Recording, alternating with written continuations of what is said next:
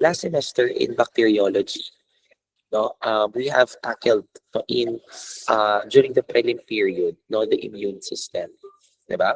We have tackled about the immune system, and there we talked about the different parts or components of the immune system and how it helps, no, how it helps in the eradication of diseases in the body.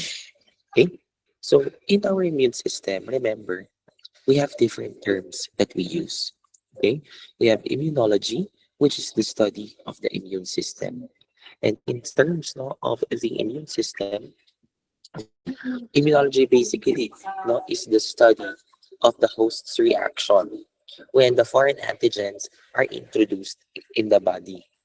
Okay, now the immune system, no, this is the organ system. No? It is composed of the white blood cells, the different barriers, the different chemicals, the different factors that are helping our body no, to defend against pathogens. Okay, so immunity, now take note it's immunity is the condition of being resistant to infection. Okay, so ibig sabihin, pag sinabi natin, immune pala ako sa sakit na to, ibig sabihin nun, resistant ka na dun sa infection. Hindi ka na, kung hindi ka man nai-infect, at least very, very, very little lang, no? Very, very um, mild lang, no? Yung signs and symptoms that you are going to feel. Okay, and that is what we call immunity. Okay, now, and there are two important um analytes that we are going to be talking about in immunology and serology. No, we have the antigen, which is the substance no that can react to a specific antibody, no, and the antibodies, which are the products of antigenic exposure. So, question, sir, are there antigens in our body that will not elicit an immune response? Meron po bang antigen, sir, sa katawan po natin na hindi po aatakihin ng immune system natin? Meron. We call these the self-antigens. Okay? We call this the self-antigens. Okay? Now, self-antigens, these are the antigens that are present in our bodies naturally. Okay? Natural na nasa katawan natin. Okay?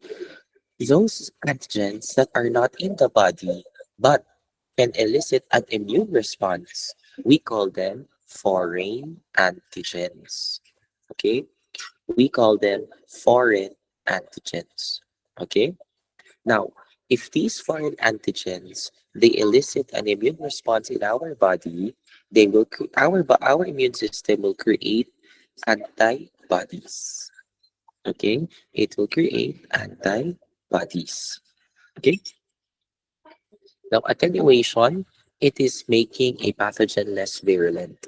We could make the pathogen less virulent by chemical means, by aging, or by heat.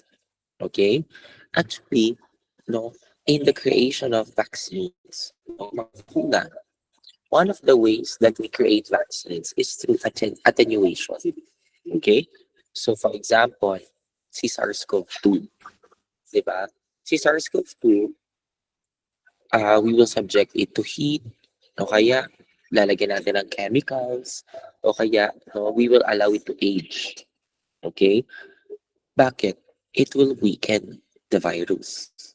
If the virus is weakened, it is less virulent. Is less virulent, it is less pathogenic, which means that if we inject an attenuated strain of a virus, we will allow the body to naturally combat the virus. But because it is attenuated, the virus will not cause the signs and symptoms that it usually creates in the body. No? So safer way siya. No? It is a safer way of protecting the body. Okay? By making sure that we are creating the proper antibodies for those viruses or for those pathogens. Okay?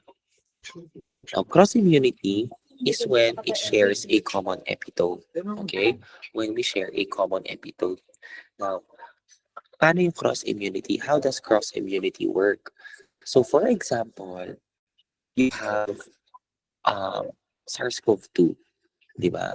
Siyempre, kaya siya SARS-CoV-2 kasi yung number 2, SARS-CoV nauna. Yung dating nauso na disease na SARS. Okay? SARS-CoV-2 and SARS-CoV, they are of the same family. Nasa isang pamilya. Okay? So, if you get infected with SARS-CoV-2, your body will create antibodies to SARS-CoV-2, and your bodies can also create antibodies that will match the epitopes of SARS-CoV. So, possibly, ikaw din ay maging immune din sa SARS-CoV. One very important successful example of cross-immunity is the cowpox and the smallpox. Diba? Yung cowpox, diba? They took blisters from a cowpox, no? The scrapings from cowpox blisters, and then scraped it on the skin of a patient, and then the patient became immune to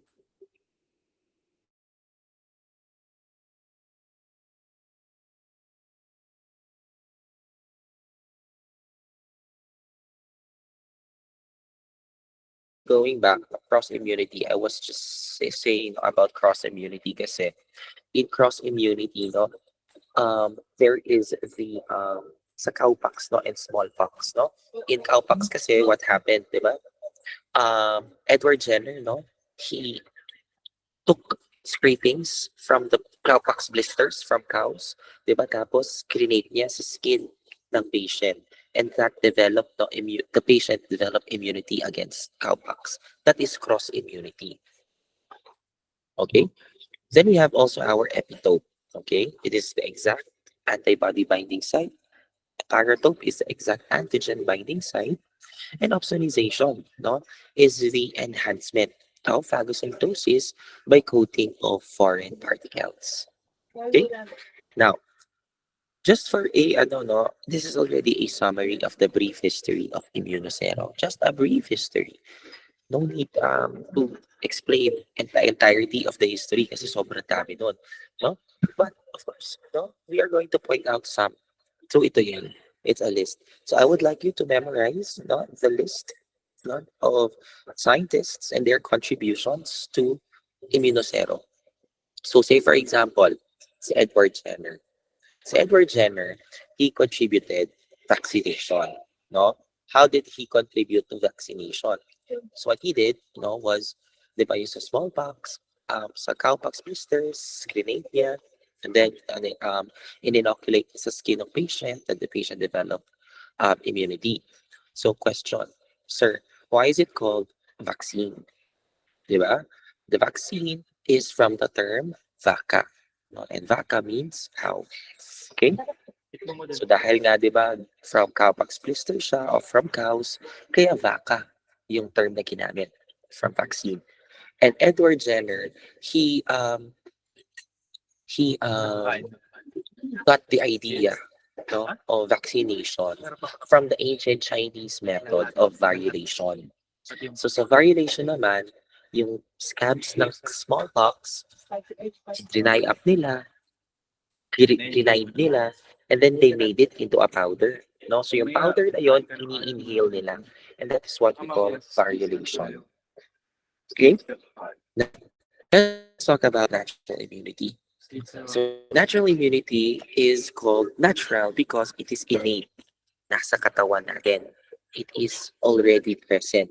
That's why if we define natural immunity, it means it is a normally present body function. Nasa katawan mo na talaga siya. Okay? Nasa katawan. It is a normally present body function. Okay? So, natural immunity is considered as non-adaptive or non-specific. Bakit? Because no matter what the pathogen is, the function of the natural immunity is the same. It does not change its response.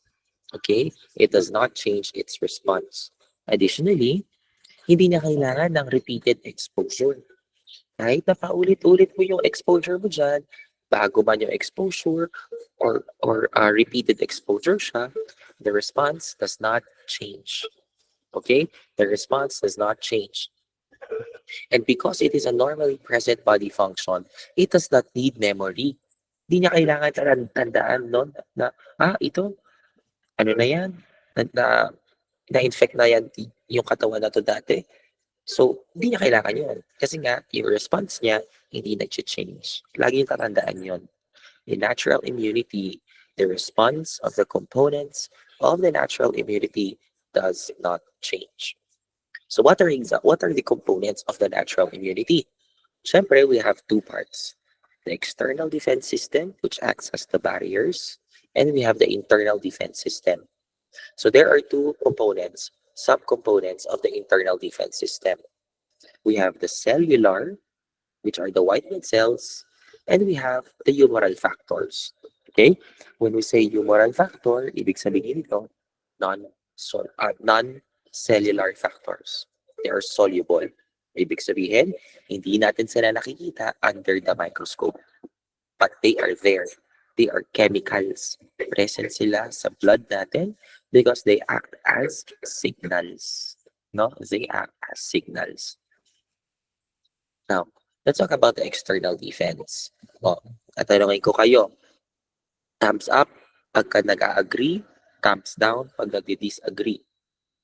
Ang skin ba natin nag-change siya ng response sa Staphylococcus aureus and sa Staphylococcus epidermidis? Nag-iiba ba yung response ng balat natin? Thumbs up if you agree, thumbs down if you disagree. Does the skin change its response? No? If the pathogen is Staphylococcus aureus and Staphylococcus epidermidis. Nag-iiba ba yung response ng skin? Thumbs up if yes, thumbs down if no.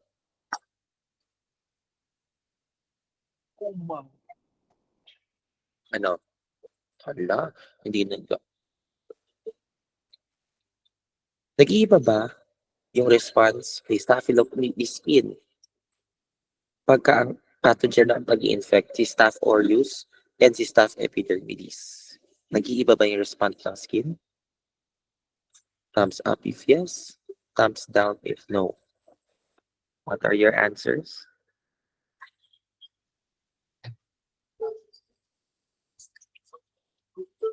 May mga nag-yes, may mga nag-no.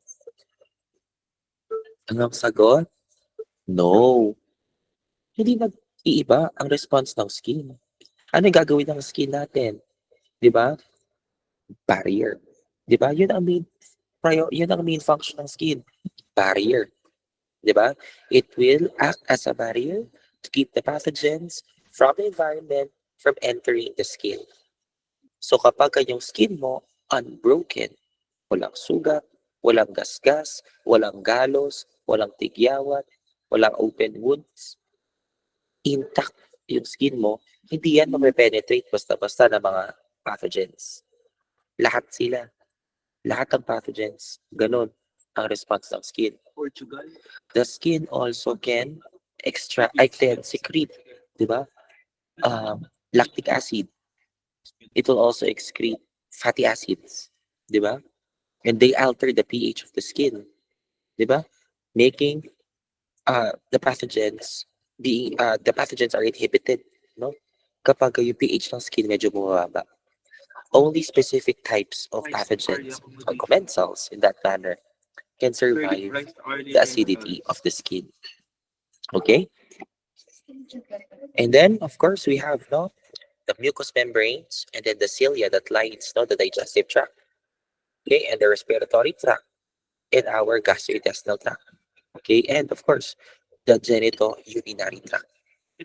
Okay, so biochemically, yung mga chemicals, meron dyan lysozyme. Lysozyme is present in the tears. It's found in the tears, no? And it destroys, no? The lysozyme destroys cell wall of gram-positive organisms. Okay? And then, of course, the acidity of the gastrointestinal tract and the vagina. Normal flora, of course, the normal flora these are the commensals. Okay, these are the commensals. So the normal flora, no, it protects our body by means of competitive exclusion. It destroys pathogens by means of competitive exclusion. So what do we mean by competitive exclusion? Na mga normal flora natin, kids, territorial. Territorial yung mga yan. Dahil na territorial sila, gusto nila sa kanila lang yung lugar. So if pathogens enter, no, enter the their territory, they are destroying them. Paano nila dinedestroy yun? Sir, nakikipag-war ba sila? Hindi. They are prohibiting the pathogens from getting nutrients. Okay? Ganon sila ka-territorial. Okay? Now, we have also our cellular pathogen, as our cellular defense system. Okay? Wait lang, kids. Wait lang. Saglit lang.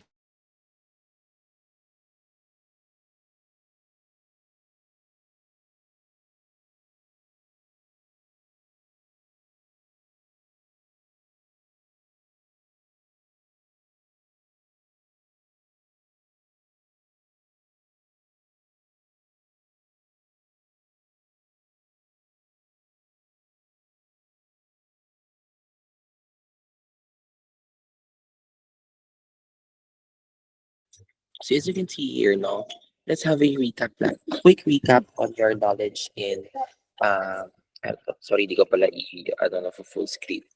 Let's have a quick recap on your knowledge on white blood cells, no, in hematology 1. Diba? So there are 5 basic types of white blood cells, correct? What are these 5 types? Neutrophils, eosinophils, basophils, lymphocytes, and monocytes. Diba? And all of them will play a role in maintaining the innate and adaptive immunity of the body. Okay? Now, the phagocytes, what are the main phagocytes in the blood? Diba? The neutrophils and the monocytes. Okay? However, sir, considered pa rin po bang phagocytes, basophils, and eosinophils? In an extent, they are. But more of their function kasi is in allergic and hypersensitivity and parasitic infections, correct? But our macrophage, our lymphocytes, no, they are more for the presentation of antigens and the production of antibodies. Tama? But there is a third population of lymphocytes, which we call the natural killer cells. And their main function is, of course, no, for the um, destruction of cells or lysis of cells that are infected with intracellular pathogens or that are uh, tumor infected, okay, or tumor infested. Okay, they are known as the large granular lymphocytes with a scanty cytoplasm, and they are often associated with the kiss of death. Because, no, bakit kiss of death? Kasi pagkakaroon ng alterations, deletions of certain receptors in the surface of the cells, the natural killer cells will detect them. And pag na-detect yung natural killer cells, it will signal the NK cells that there is something wrong with the cell. Okay? And to prevent further spread of that problem on that cell, na mag-scatter siya on different cells, the natural killer cells will destroy that cell once and for all. Kaya siya kiss of death. Okay? We all know that monocytes, diba? Although the monocytes are the um, are the largest peripheral white blood cell, but the monocyte stage is not the final stage. Tama? It is not the final stage because the final stage of monocyte maturation is the macrophage. Tama? Diba? It is the macrophage. So the macrophages, they are present in tissues. Diba? They initiate and regulate the innate and adaptive immune responses because they can kill microbes, they have anti-tumor activities, they can eradicate parasites that are intracellular, they can phagocytose, and they can secrete cell mediators. Okay. Now, included no in the internal defense system are the humoral factors.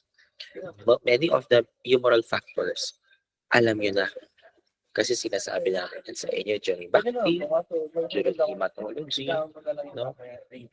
In chemistry, napabanggit yung mga yan, no? Again, non-cellular factors, these are soluble factors that are present in the blood, but we cannot see them. But they aid, no? They aid in the protection. Okay? One good example are the acute phase reactants, the APRs. Okay?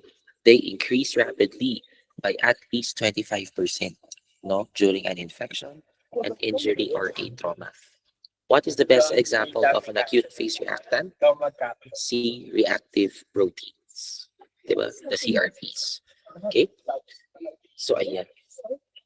Additionally, APRs are non-specific markers of inflammation, which means that if nag-increase ang mga APRs, we really cannot pinpoint the cause of the inflammation, but more of is there an inflammation or is the inflammation starting to decline?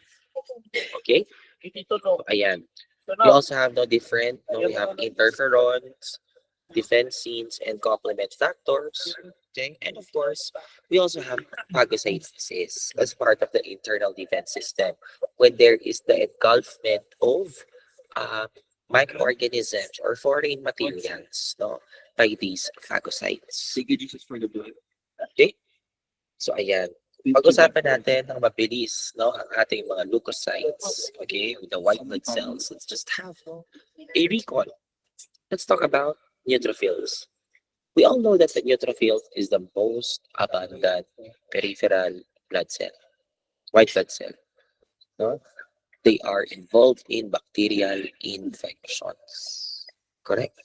Comprising around 50 to 70% of all total peripheral white blood cells. How do we differentiate them? We can differentiate them through many things. But yung isa sa mga pinaka-obvious is the lobulations of their nucleus. The normal lobulation of a neutrophil is 3 to 5 lobes per nucleus. Okay? And the if the electrons exceed or is below not the usual lobulations of the nucleus, that could indicate that there is something wrong. There is a disease. So if the lobulation is greater than 5, it is hypersegmented, which means it is an indicator that the patient has MBA, megaloblastic anemia. So, pwedeng vitamin B12 deficiency, pwede ding folic acid deficiency. Okay? Pero pagka less than 2 ang lobulations, then that is an indicator that the patient has hyposegmented neutrophils, and that indicates Pelger-Hewitt anomaly. Okay? Now, they are called neutrophils because they contain neutral granules that are neither acidic nor basic. That's why if you look at the color of the granulations of neutrophils, yung cytoplasm, anong color? Lilac or lavender color. Okay? So, the neutrophil granules has many, no? Meron siyang primary granules, secondary granules, tertiary granules, secretory granules. How do we when do we see the different granules of, when do we see no, the different granules of neutrophils? During the maturation stages. During the maturation stages. So one important secretion also of neutrophils are the selectins. And selectins are very important because it makes the neutrophil sticky. Kailangan kasi yung sticky na yon para during the diapedesis, the movement of the neutrophil from the peripheral blood to the tissues, mag-adhere siya doon sa endothelium, doon sa blood vessel walls. Okay? Oh, eosinophils. What are the basic functions, diba, of the eosinophil? It is for allergic reactions and parasitic infections. Si eosinophil, involved siya sa hypersensitivity. Pero hindi para enhance ang allergic reactions, but rather it will neutralize, no, the secretions of basophils and mast cells. Siya yung magko-control. Controller. Kaya tingnan nyo ano yung other term for eosinophils? Homeostatic regulator of inflammation. Kasi it will not enhance, it will not inhibit, it will control. Okay? It will control the secretions of basophils and mast cells. Okay? Bakit sila tinawag na eosinophil? Because they take up the eosin dye. Okay? It has three specific granules: the major basic protein, eosinophilic cationic protein, and peroxidase. Okay? Now the basophils, it is the least numerous of all peripheral white blood cells. Okay? Only around 1%. They are the smallest as well, okay, of all granulocytes. And ano ang kanilang laman? Histamine and heparin. Histamine is a vasoconstrictor and it's released during hypersensitivity reactions. And heparin is the natural anticoagulant. Tama? Heparin is a natural anticoagulant. Sir, question. Kailan po nagkakaroon ng release ng heparin and ng histamine? When IgE, which is an antibody, binds to the basophil and the mast cell receptors. Pag nag-bind siya doon, the basophils and the mast cells will release its constituents. Yung mga granules na yon, pag na-release, released si histamine, released si heparin. Okay? Now, as I've said earlier, ang monocytes transitional.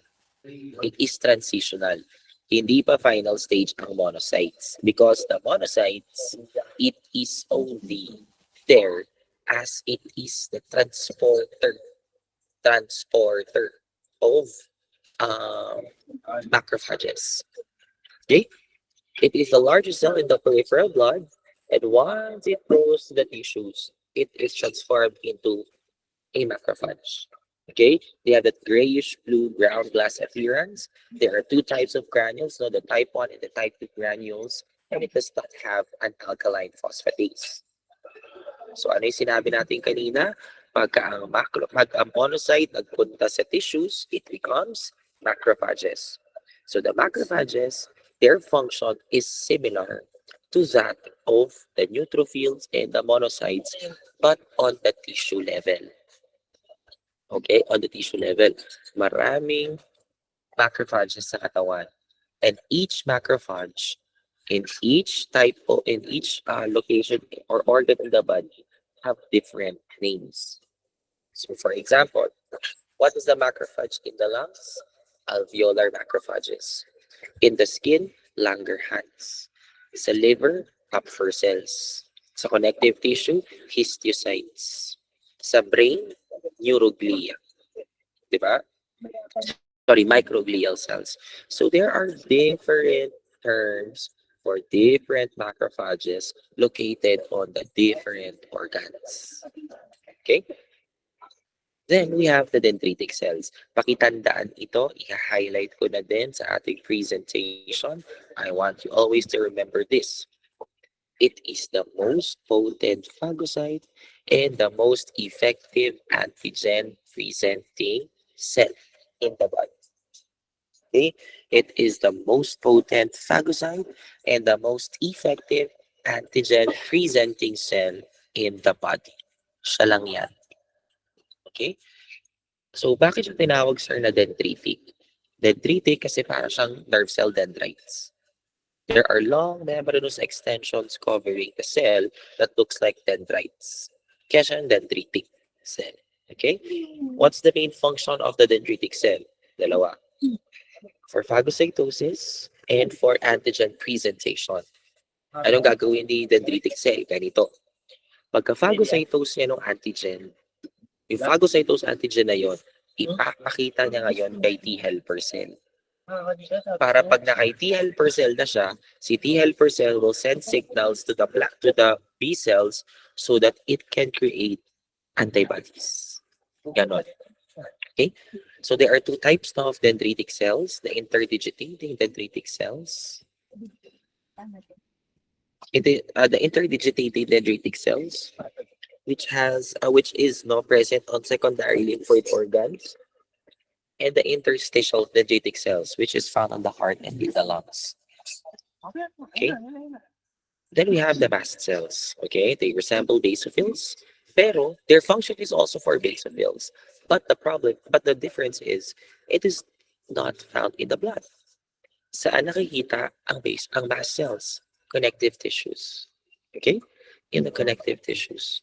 They also play a role in allergic reactions, and they can enhance and suppress the adaptive immune response. Okay, so ayan, they also function as antigen presenting cells, and their role is for the hypersensitivity reaction. Because just like in basophils, okay, when IgE binds to mast cells, the mast cells will release its constituents and release heparin and histamine. Okay, so let's go to acquired immunity. Ano naman yung acquired immunity? Di ba? Acquired immunity, paano ba i-acquire? Nakuha mo siya, pumasok siya sa katawan mo, nag-develop na yon ng immune response yung katawan mo. Okay? Pumasok. So, foreign antigen, naku, hindi kinaya ng natural immunity. It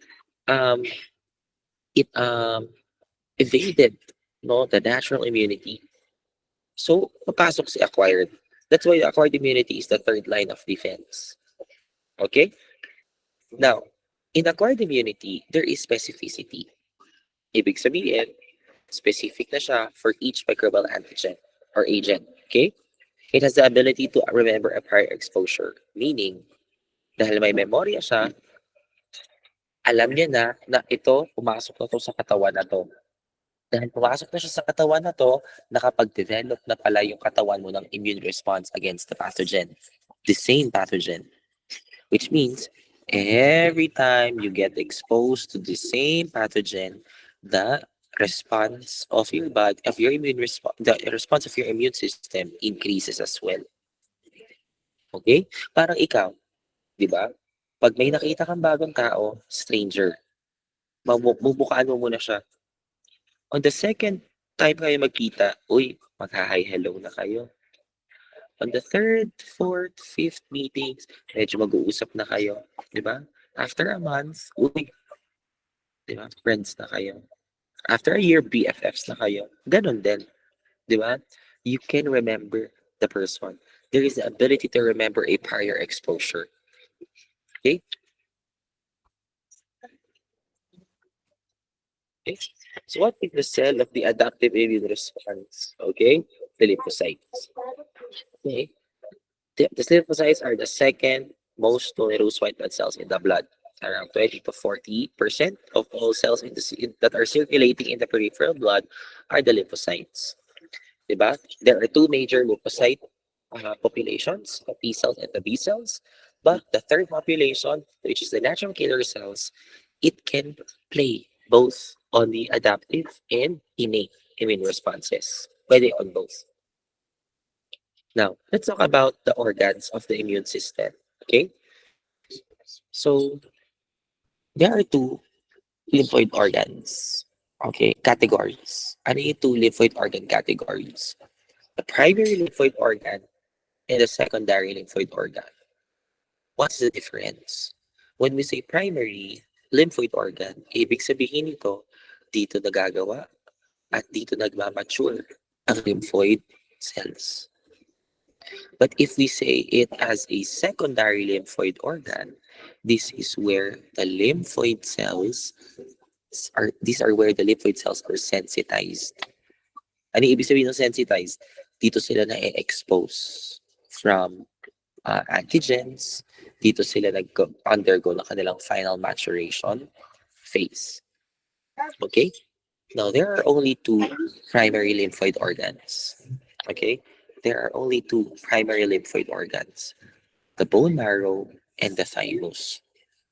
Okay? The bone marrow, this is the largest, one of the largest tissues in the body, and it fills the core of long bones. Okay? And the bone marrow, take note, it is the main source of all erythropoietic cells. So lahat ng blood cells, nagde-develop muna yan sa bone marrow. Okay? So si B cells, it is produced and it matures in the bone marrow. Okay? The B cells, it matures and it is produced in the bone marrow. E paano sir si T cells? Saan po napoproduce at nagmamature si T cell? Si T cell, napoproduce yan sa bone marrow. But nagmamature si T cell sa thymus.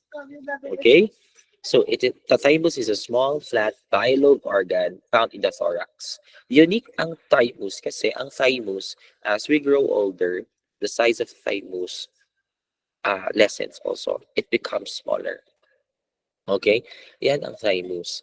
Okay? So the thymus is where the T lymphocytes are maturing. Saan produced ang T lymphocytes? Bone marrow. Saan siya nagmamature? Sa thymus. Okay? Now, after they mature, after the T cells and the B cells mature, where do they now go? Secondary lymphoid organs. Okay? This is the point of contact. Point of contact, dito sila nase-sensitize. Okay? So, there are four important secondary lymphoid organs. No? The spleen, the lymph nodes, the bulk, and the calm. Okay? Let's talk about the spleen. Okay? Ang spleen, there are two main parts. The red pulp, no? Which is the site of red blood cell destruction. Okay? And the white pulp. In the white pulp, nandito yung mga lymphoid tissues. Okay? This is where the lymphoid tissues are located. This is where the lymphoid tissues are located. Okay? Ayan. So, in the white pulp, we have what we call the primary follicles. Okay? The primary follicles, this is the location, no? The location where it contains B cells but are not yet stimulated by antigens. Ibig sabihin, mature na sila, pero hindi pa sensitized. Okay, that is the primary follicle. And then we also have the lymph nodes. Para saan ba sir ang lymph node? Diba? The lymph node's main priority is to filter the lymph fluid. Diba? It is to filter the lymph fluid. Marami tayong lymph nodes sa katawan. Okay, we have a lot of lymph nodes all throughout our body. Okay? And in the lymph node, diba, dahil nga filtration yan, lagi yang merong nakaka-encounter na antigens. Okay? So the B cells and the T cells are present there and they will become sensitized to it. Okay? So also, the lymph nodes, this is the location where the B cells become plasma cells. So why is the what is the importance of the plasma cells?